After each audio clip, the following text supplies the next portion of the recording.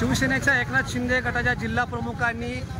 अजित पवार यांच्या येथील छायाचित्रावरती काळं कापड लावल्याची घटना घडल्यानंतर राष्ट्रवादी काँग्रेसच्या कार्यकर्त्यांनी याला विरोध केला, निषेध केला आणि यानंतर थेट ही सारी कमानच काढून टाकण्याचं काम सध्या नगरपालिकेच्या वतीने केलं जाते आणि सध्या या ठिकाणी ही संपूर्ण कमान काढून टाकण्यास सुरुवात केलेली आहे।